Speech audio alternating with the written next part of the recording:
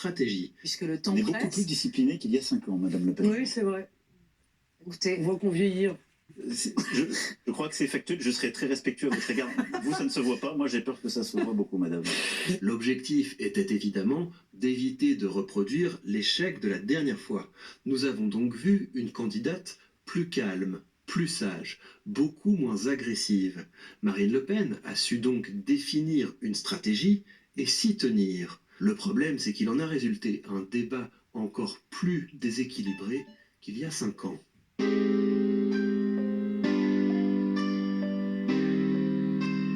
Pour commencer, permettez-moi une mise en garde. Dans le bureau de vote, ce qui compte, c'est votre intime conviction. Moi, je ne suis qu'un passionné de rhétorique et mon analyse ne doit donc pas vous influencer outre mesure. L'objet de cette vidéo est simplement de vous proposer un commentaire sur la performance de 2 candidats dans cet exercice très spécifique qu'est le débat. Et le débat, ça nous dit quelque chose du caractère de quelqu'un, de sa vivacité d'esprit, de sa rigueur intellectuelle. Mais la compétence pour être président est évidemment plus large que ça. Et si j'ai commencé par ce préambule, c'est que je dois maintenant vous dire que j'ai vu un débat déséquilibré. Et je ne me souviens d'ailleurs pas d'avoir vu un débat présidentiel plus déséquilibré que ça.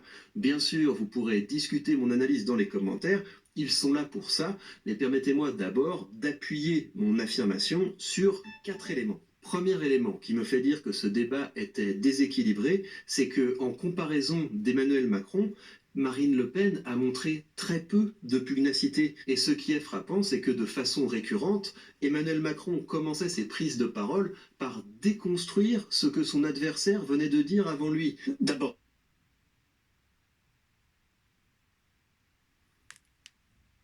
félicite que malgré un vote négatif en tant que député de la République, quand il s'est agi de mettre en place le bouclier, qui est une mesure immédiate, vous soyez pour le garder. C'est une bonne chose. Au moins, c'est une correction de jugement. C'est lui qui introduisait de la confrontation, c'est lui qui introduisait de la contradiction.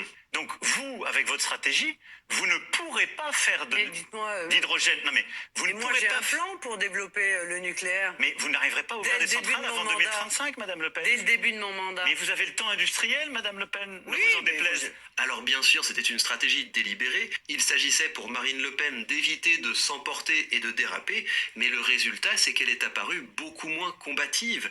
Et on ne peut pas gagner un débat sans combativité, car on gagne un débat lorsqu'on parvient à maintenir notre adversaire plus longtemps que nous sur un sujet qui le gêne et dans une position d'accusé. Cela m'amène au second point. Comme Emmanuel Macron avait peu de répondants face à lui, il a pu se dégager sans trop de problèmes des sujets sur lesquels il avait le plus à perdre. Les chiffres, en effet, qui ne sont pas les miens, qui sont ceux des organismes indépendants, de l'INSEE et autres, établissent très bien que sous ce quinquennat, le pouvoir d'achat, en particulier de tous les Français, mais des Françaises et des Français qui y travaillent et qui sont les classes moyennes et populaires, a augmenté. Lorsque j'ai appris que le premier thème du débat serait celui du pouvoir d'achat et que c'était Marine Le Pen qui allait commencer par s'exprimer là-dessus, eh bien, je pensais que ça allait donner le ton d'un débat difficile pour Macron. Quand dans la vraie vie vous allez pour louer un appartement, eh bien le propriétaire, il vous demande combien vous gagnez en salaire. Il se moque des primes parce qu'il sait qu'un coup vous l'aurez, la prime, et puis peut-être un coup vous ne l'aurez pas. Parce que c'est bien sur ce sujet que Marine Le Pen a fondé sa campagne et a essayé de se distinguer de son adversaire. Donc on voit bien que la mesure que je propose d'augmentation des revenus est quelque chose qui est capable d'améliorer la vie quotidienne. Et je pensais que ce serait d'autant plus décisif que c'est au début du débat qu'on peut donner le ton, qu'on peut influencer les spectateurs qui sont beaucoup plus nombreux au début du débat. Mais Macron n'a pas été déstabilisé. Mais vous n'augmentez pas les revenus parce que vous n'administrez pas les salaires. Mais oui, mais vous n'administrez pas les primes non plus, monsieur Macron. Non, mais au moins, j'enlève, j'incite et j'enlève les charges et les impôts. Mais je ne voudrais pas que nos compatriotes qui pensent que ce sera de manière sûre sur leur feuille de paye, pensent qu'un président ou une présidente de la République puisse décider de ce qui est sur la feuille de paye. Et Macron s'est même payé le luxe de pointer une contradiction dans le programme de son adversaire entre ce qu'elle propose pour améliorer le pouvoir d'achat des Français. Nos importations qui nous posent le plus de problèmes, et en termes de déficit commercial que vous évoquez tout à l'heure, et en termes de bilan carbone, c'est notre dépendance aux hydrocarbures. Et ce qu'elle propose en matière d'écologie, à savoir le localisme. Et vous avez proposé la plus grosse subvention aux hydrocarbures possible, puisque vous baissez la TVA sur ces derniers. Donc je dis juste que votre programme Il n'y a ni queue ni tête à cet égard. Troisième Bon, élément. j'arrête là. Je vais vous envoyer le lien, j'arrête là. Ce monsieur est un spécialiste de la rhétorique. Et donc, moi, j'ai pas regardé la vidéo. C'est pour ça que quand je suis tombé dessus, je me suis dit, bah, tiens, ça tombe bien. Voilà, de manière à ce que voilà, je vous fais part de mon point de vue, de mon sentiment sur cette comédie. Hein. Comme disent les Italiens, c'est connu en France ou c'est connu en Europe ou en Italie, c'est à la comédie dell'arte. Hein, on est en plein dedans et là, c'est être gentil que de dire ça. Écoutez, franchement, cette dame, elle est fan de Macron déjà. Ça, c'est mon point de vue. Hein. Oui, parce que j'ai regardé quelques extraits pour vous dire. Et puis, j'ai regardé, on va dire, les résumés. Mais j'ai pas voulu regarder 2h30 hein, de comédie et, comment dire ça, encore que les comédies sont intéressantes. Mais je veux dire que là, ça ne m'intéresse pas. Voilà, j'ai pas envie de perdre mon temps avec des choses comme ça qui sont bidons. Voilà, c'est ça. C'est plutôt le fait que ça soit bidon, c'est pour ça que ça ne m'intéresse pas. Tout est déjà dessiné, tout est déjà programmé, évidemment. Et c'est vrai que là, on arrive à une période très intéressante. Enfin, quand je dis intéressante, je veux dire que ça discute au niveau des amis, des familles, en fait, voilà, sur ce débat-là qui a eu lieu. Voilà, aujourd'hui, je me présente, je suis Djoubian sur le net, spécialiste accessoirement de la France, et puis un panafricain très convaincu. Aujourd'hui, donc, nous sommes le 21 avril 2022, donc on est à quelques jours là du second tour qui est complètement bidon là aussi. Mais écoutez, comme je vous dis, comme j'ai pas regardé, donc je me suis dit bon mais je vais faire peut-être une vidéo soit ce soir ou demain, hein, parce qu'il y a un frère guadeloupéen qui lui a fait une vidéo que je trouvais très intéressante et très drôle. Voilà, enfin il est fait un peu comme moi, enfin il est avec beaucoup plus de moyens en Guadeloupe, et puis il sensibilise les gens. Lui, par contre, il a pris position, il dit il faut aller voter pour Marine Le Pen le dimanche, voilà, dimanche 24. Bon, moi, je fais mon approche, je donne mon avis, je donne mon sentiment. En fait, de quoi s'agit-il? Marine Le Pen, elle n'est pas la fille de son papa. En tout cas, quand je dis ça, c'est sur le plan de la rhétorique, justement. Parce que là, on a un spécialiste de la rhétorique, là, il a décortiqué, je vais vous envoyer le lien si vous voulez, par la suite. Hein. Il a expliqué que elle était plus handicapée, parce que normalement, M. Macron, avec le bilan qui est le sien, enfin, avec son bilan, mais elle pouvait le foutre, mais vraiment à poil, voilà, et d'une certaine façon. Ben oui, or c'est pas le cas. Donc c'est pour ça que je dis, c'est pas la fille à son papa. Parce que rappelez-vous, Jean-Marie Le Pen, quoi qu'on dise, c'est un animal politique. Alors on me dirait, oui, mais bon, peut pas toujours avoir... C'est vrai, mais n'empêche qu'elle peut aller à bonne école. D'ailleurs, voilà, c'est une chance d'avoir. Mais finalement, on est dans la pure escroquerie, parce que ce qui les intéresse, tous ces beaux mondes-là, hein, les 12 candidats, je dis pourquoi il n'y a pas eu 11, pourquoi il n'y a pas eu 13, pourquoi 12, par exemple. Pourquoi il n'y en a pas eu 15? Alors on me dira, oui, mais il faut toujours limiter. Oui, d'accord, mais dans ce cas-là, pourquoi ils n'ont pas pris que 8 candidats? Pourquoi ils n'ont pas pris que 10? Voilà, pourquoi 12?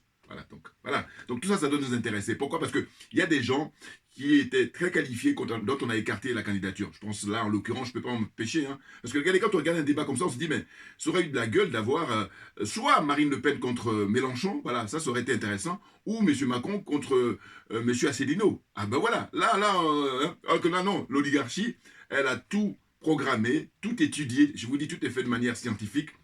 Tout est fait de manière, comment dire ça, c'est bien étudié quoi. C'est beaucoup de gens qui ne sont pas au courant et donc qui sont encore dans l'illusion de croire que nous sommes en démocratie. Alors que justement, l'oligarchie, elle met tout en œuvre, elle a beaucoup de moyens pour donner cette impression-là, pour donner cette illusion-là aux gens et qui en 2022 continuent toujours de croire que nous sommes en démocratie alors que nous ne sommes pas en démocratie. La France est une république bananière. Donc, bienvenue en République démocratique de France. Les choses sont claires pour moi. Vous comprenez? Bon, franchement, qu'est-ce que c'est que ça? Et d'ailleurs, le peu que j'ai regardé, hein, parce que je vous dis, j'ai pas envie de regarder pendant 2h30, non mais c'est... Non, je préfère faire autre chose. Mais d'entrée de jeu, ce que je tiens à préciser, c'est que le tirage au sort, par exemple, en 2017, c'était Marine Le Pen qui avait commencé. Alors on dirait toujours, oui, mais c'est vrai qu'elle a gagné le tirage au sort. Je n'y crois pas. Hein, je n'y crois pas, à mon œil. Voilà, parce que tout est truqué. Alors comme par hasard, parce qu'à la limite, on va dire, bon, 2017, d'accord. Mais comme par hasard, en 2022... eh ben, c'est toujours elle qui est la première à commencer. Donc, on va dire encore pareil, le tirage au sort. Non. Ça, c'est vraiment la démonstration, justement, que c'est du bidon. Hein. On a suffisamment d'éléments. Je veux dire que encore, la première fois en 2017, bon, encore, ça passe. Mais une deuxième fois, non. Or, c'est très, très important de commencer le débat, en fait. Au sens où je veux dire que, comme M. Macron est en difficulté, j'allais dire que ça aurait été intéressant que ce soit lui qui commence. Oh, l'oligarchie, comme elle a bien étudié de manière, comment dire, méticuleuse et puis de manière c'est très pointueux. Enfin, on ne peut pas imaginer, tout est bien étudié. N'en parlons pas des moyens qui ont été mis pour décortiquer le programme de Mme comment dire, Le Pen. Et lui, il se fait un loisir, quand il reprend la parole, de la mettre en difficulté. Vous vous rendez compte?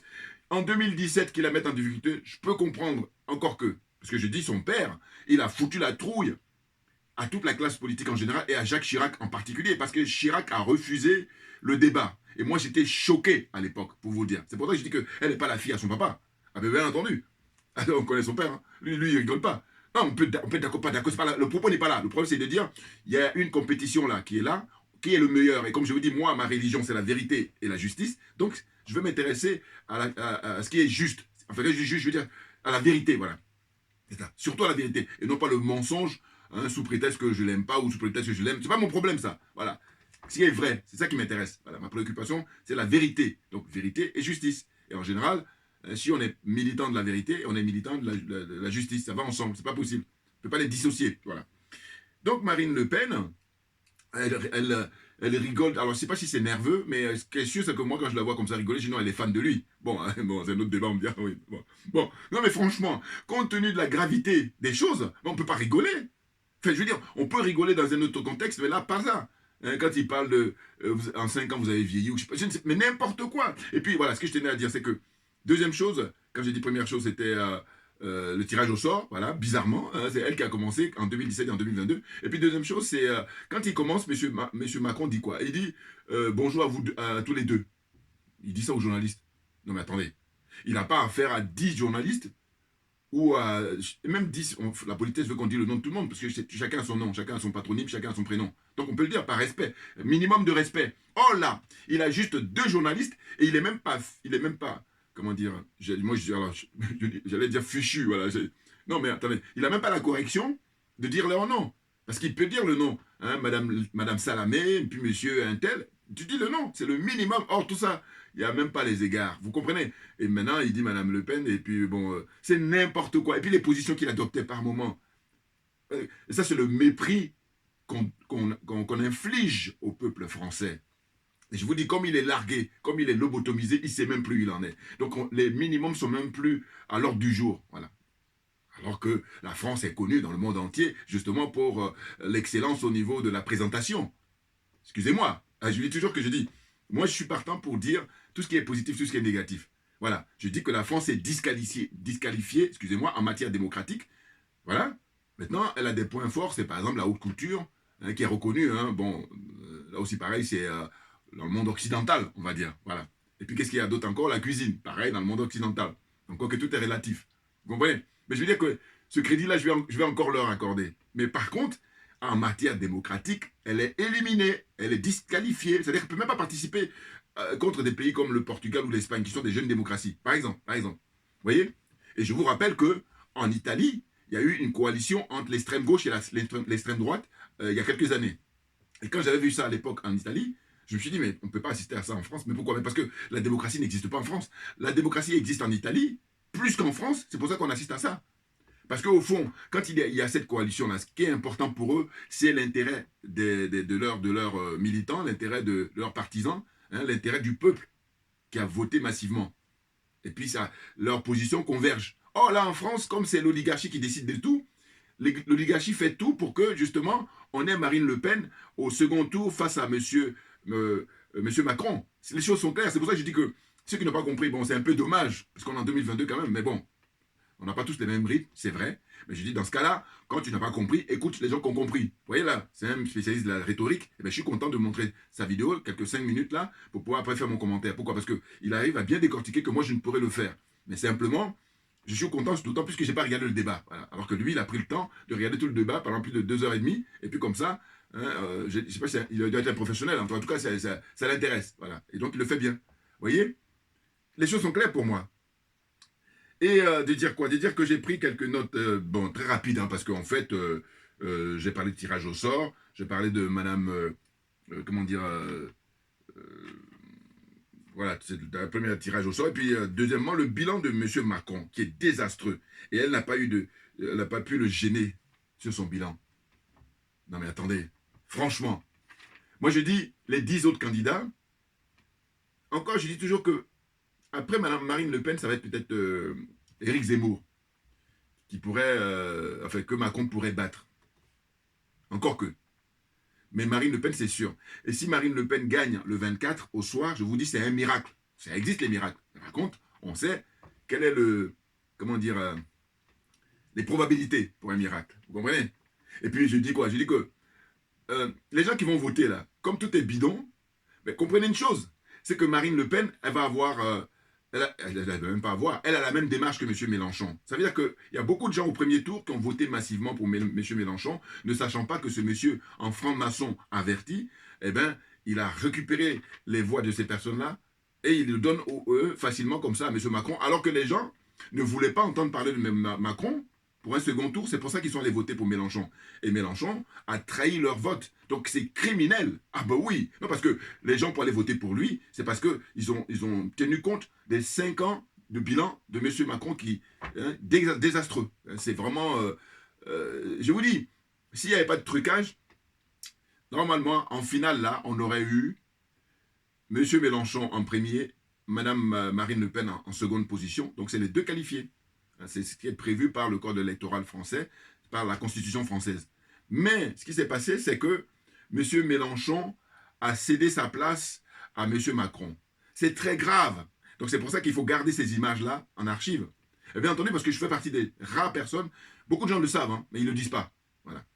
Et donc, quand je dis je fais partie des rares personnes qui fait comme ça ouvertement, qui dit dans les vidéos que c'est truqué et que M. Macron, en 2022, est éliminé. Et je dis même qu'en 2017, au deuxième tour, il aurait été battu par M. François Fillon. Et c'est la raison pour laquelle on a tout fait pour écarter Fillon. Voilà, les choses sont claires pour moi. Voilà. Hein? Même, j'ai dit même les gens qui votent blanc, là, je suis sûr que tout est fait pour que les voix de ces gens-là soient détournées sur Macron. C'est clair et net. Donc ça veut dire que même si les gens vont voter le 24 au soir pour le 24, la journée du 24, parce que les bureaux de vote ouvrent à partir de 8 h, tout dépend des bureaux de vote, mais en tous les cas, par tradition en France, à 20 h, hein, heure de Paris, heure française, eh ben, on donne les résultats, ça sort à la télévision. Bon. Eh ben, ils vont tout faire pour qu'il y ait la victoire de Macron à quelques voix près. Oui, oui, parce que c'est pas possible. Je vous dis, le miracle existe, mais c'est une question de probabilité. Voilà. Donc, il faut bien comprendre là mon discours. Hein. Voilà. Moi, je ne dis pas, par exemple, que 0, non. Parce que, au fond, je me dis quoi? Je me dis, mais l'oligarchie, c'est facile pour eux de maintenir Macron. Voilà. Plutôt que de mettre Marine Le Pen. Parce que Macron, la machine est déjà en route. Donc, voilà. Hein, ils ont juste à mettre le carburant et puis ça roule. Hein, même ils tracent comme l'autoroute. Maintenant, il appartient au peuple de se réveiller définitivement pour contrer ça. Parce que les droits sont bafoués. Les droits sont niés. Et on continue à nous dire que nous sommes en démocratie. Ça n'a pas de sens. On est d'accord. Vous comprenez? Donc, ce que je disais, c'est quoi? C'est que le bilan de M. Macron, mais très rapidement, hein, ça flash comme ça, alors qu'on peut aller encore détail par détail. Moi, je ne suis pas un spécialiste, mais là, je veux dire que comme je suis quelqu'un d'ordinaire, je vais dire que je vais m'intéresser qu'aux gros, aux gros points. Les gros points, c'est par exemple la question des gilets jaunes. Mais je pense qu'à aucun moment, moi je n'ai pas regardé, hein, mais il y a des copains qui m'ont envoyé même des résumés, Mme Le Pen n'a pas parlé de la souffrance, le traitement infligé aux gilets jaunes. Mais c'est très grave. Vous comprenez?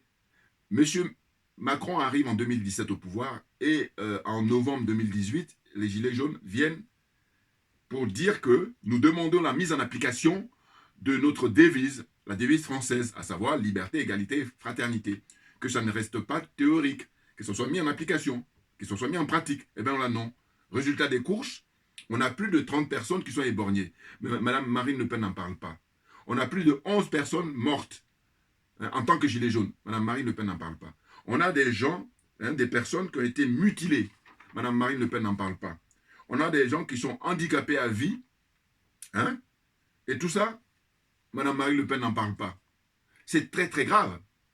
Mais elle n'en parle pas parce que on lui a donné comme ça le rôle qu'elle joue. Ben oui.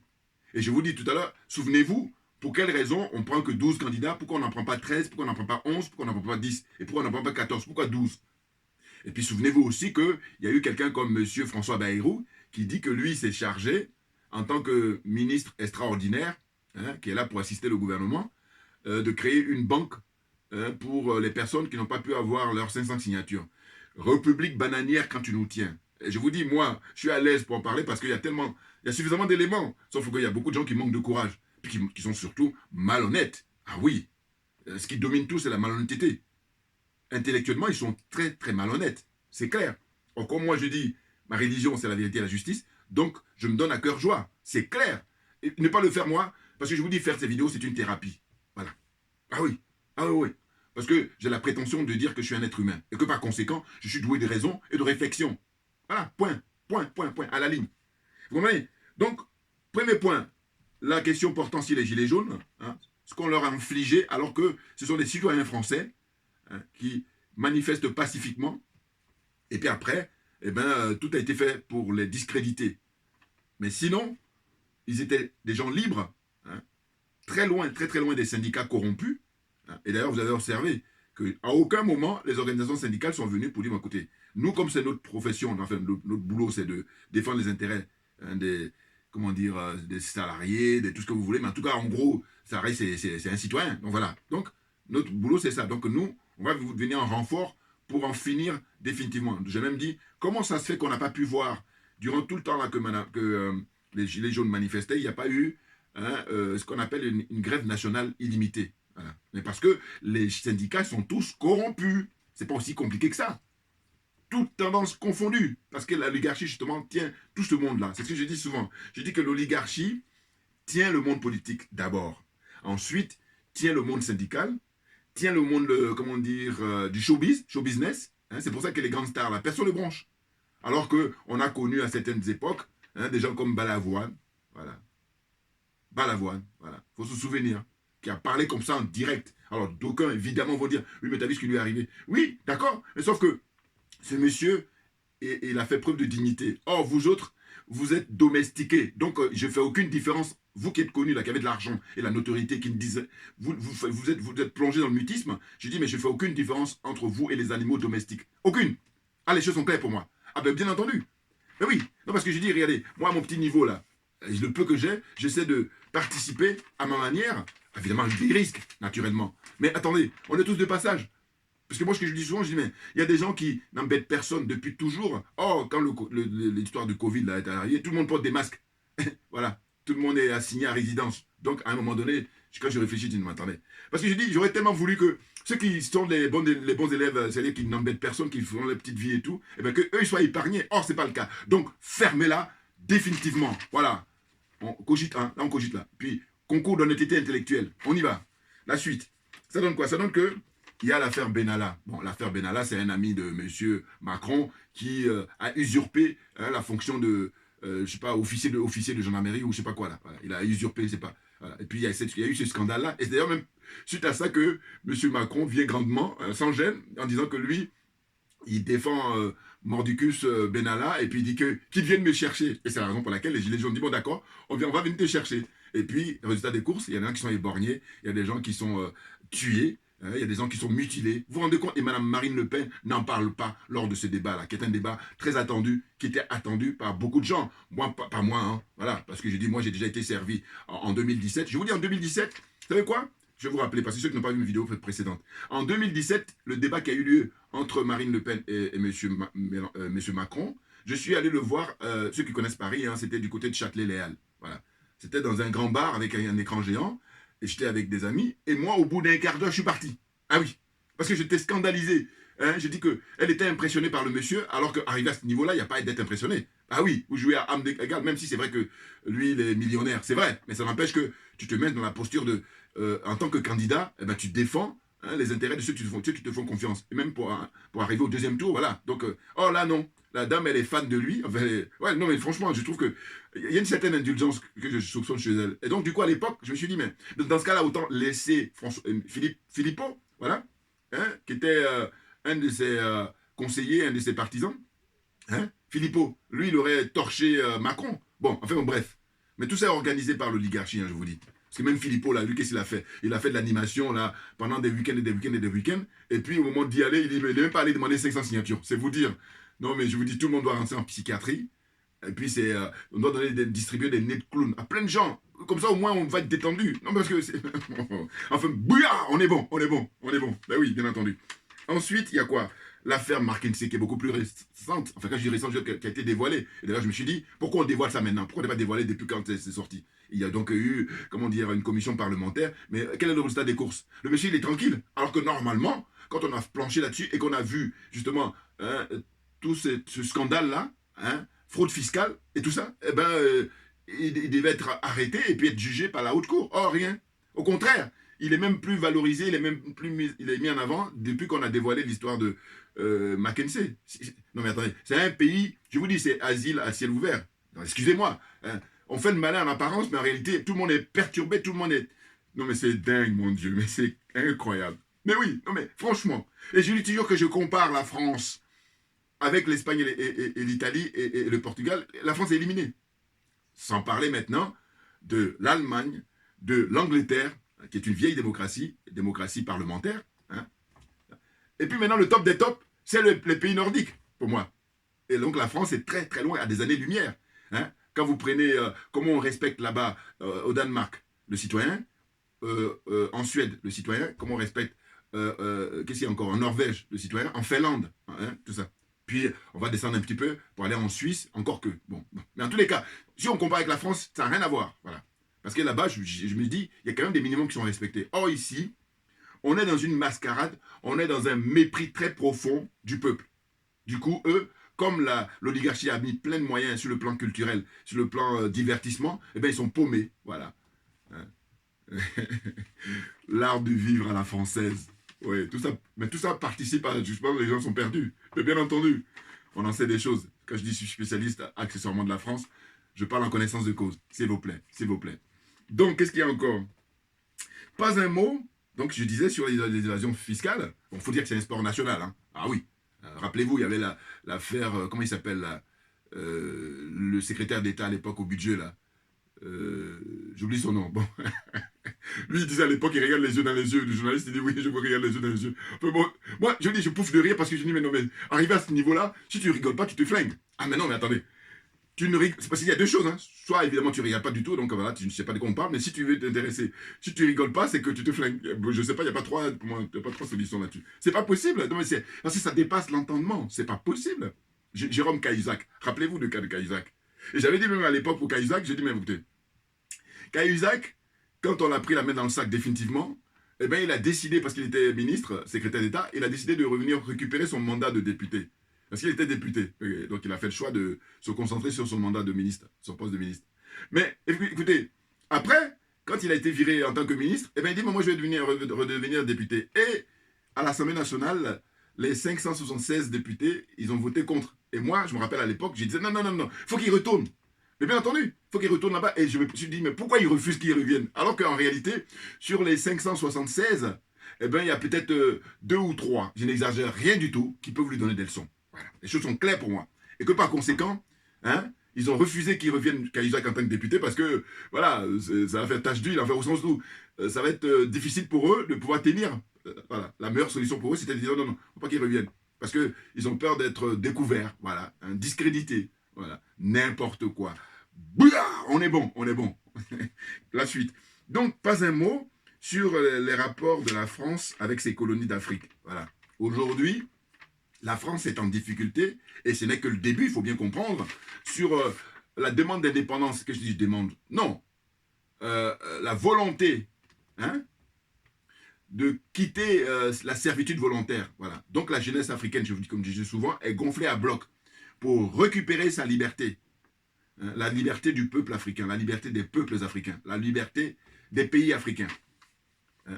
Et nous autres panafricains, mais on est gonflés à bloc parce que c'est nous qui avons raison, tout naturellement. Parce que fort de l'expérience, fort du bilan, je dis toujours, il faut sortir le bilan. Mais ils n'en parlent pas, le bilan c'est tabou. Donc là, vous avez pu observer que tout au long de la campagne électorale, à aucun moment ils ont fait mention de l'Afrique. Alors que c'est grâce à l'Afrique que la France existe. Quand je dis la France existe, si, mais au sens de l'opulence, au sens du crédit qui lui est accordé hein, dans le monde entier, au sens du rang que la France occupe à l'ONU. Hein?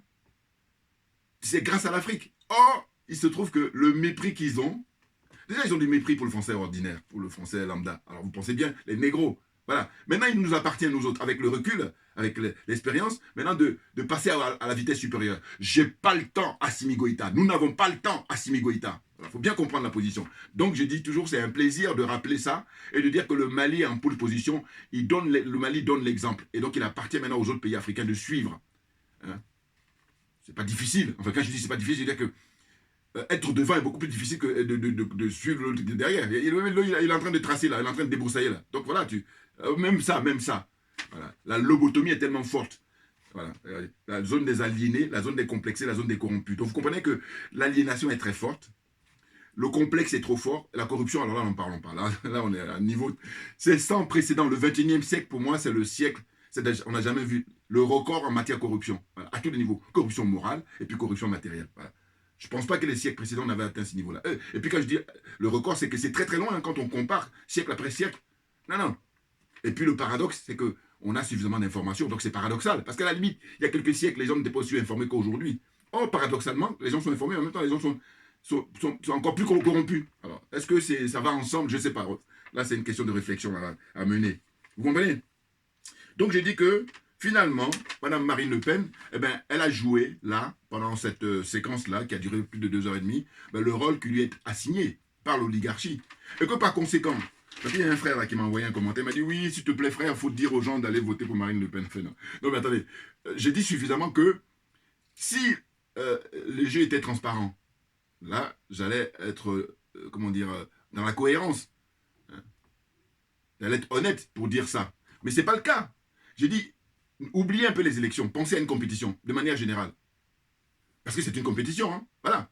Donc, si les règles sont respectées, s'il y a de la transparence, eh bien là, ça vaut le coup. Comprenez? Mais quand il n'y a pas de transparence, et que tout est caché, alors, ils ont tellement de moyens qu'ils donnent l'impression, parce que c'est pour ça que j'utilise le terme d'illusion, ils donnent l'impression au monde entier en général, et aux Français en particulier, que nous sommes en démocratie. Mais nous ne sommes pas du tout en démocratie, parce que je vous dis, si nous étions en démocratie, Jean-Luc Mélenchon, c'est lui qui, peut-être, là il faut regarder vraiment de très près, serait élu dès le premier tour, par rapport au score qu'il a pu réaliser dans les différentes villes, les différentes communes, différentes agglomérations, différentes régions, aussi bien en métropole qu'en outre-mer. Hein. Département, territoire d'outre-mer ou les régions d'outre-mer. Voilà, il a tout raflé. Eh bien, ce monsieur-là, on nous dit que au soir du premier tour, le 10 avril, le soir à 20h, on nous dit qu'il arrivait en troisième position. C'est pas possible. Tournez-le dans tous les sens que vous voulez. Je vais vous dire qu'au pire des cas, il arrive en deuxième position. C'est-à-dire qu'au pire des cas, M. Mélenchon est qualifié normalement pour un second tour.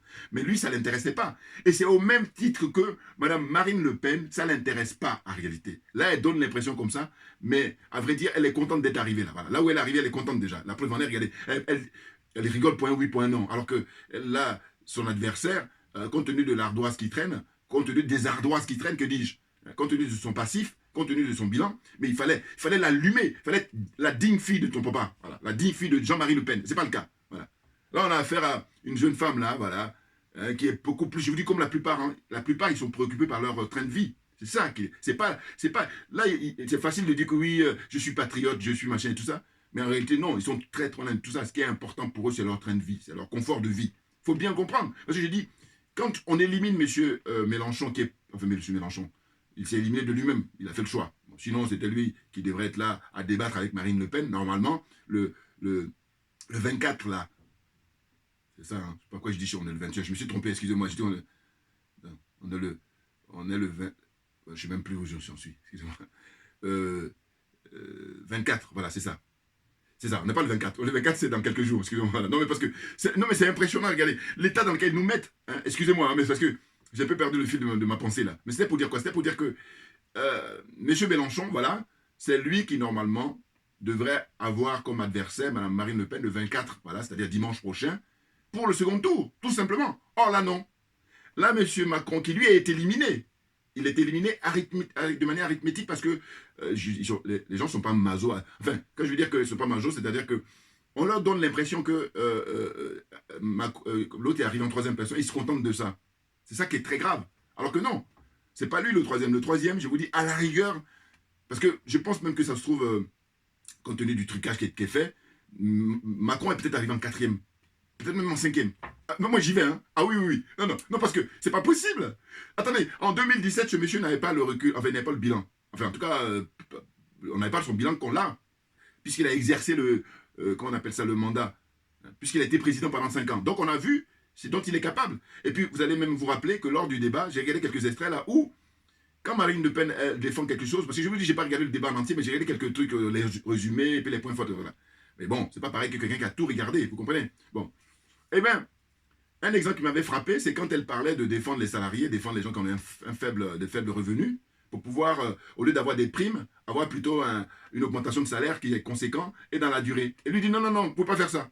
Et quand il disait ça, mais il disait ça parce que lui, il est là, c'est l'avocat des hommes riches, c'est l'avocat des chefs d'entreprise. Voilà, donc il est dans son rôle. Mais là, il appartient à Mme Marine Le Pen, normalement, qui se veut être la fille de son papa, ou alors la fille du peuple, les pauvres, et bien de comment dire, enfin, l'attaquer, hein, mais de manière beaucoup plus vigoureuse, et non pas être là, juste dans l'esthétisme, se faire plaisir, et puis les Français, ils sont en définitive les dindons de la farce. Cette farce démocratique, c'est ça la réalité. Vous comprenez? Donc voilà, hein, je suis amené à faire d'autres vidéos, hein, puisque aujourd'hui on est le 21, donc voilà, il y a demain vendredi, oui, vendredi 22, samedi 23 à la veille. Donc je suis amené, parce que j'ai pu capter, surtout je vais faire un commentaire sur le frère guadeloupéen, là, parce que lui il est très intéressant. Voilà. Merci à vous tous pour votre attention, et puis on lâche rien, parce que comme je vous dis d'habitude, ben, c'est nous qui avons raison, et il n'y a pas de raison que justement on lâche quoi que ce soit. Hein. Voilà, je donne une spéciale dédicace. Faut en finir avec ça, la servitude volontaire. C'est valable aussi bien pour les Français qui sont perdus que pour les Africains. La zone CFA, la zone des aliénés, la zone des complexés et des corrompus, excusez-moi. Merci beaucoup pour votre attention. Vous pouvez me retrouver sur VK, sur Twitter et sur Facebook, et puis sur YouTube naturellement. Merci bien et à très bientôt. Merci bien.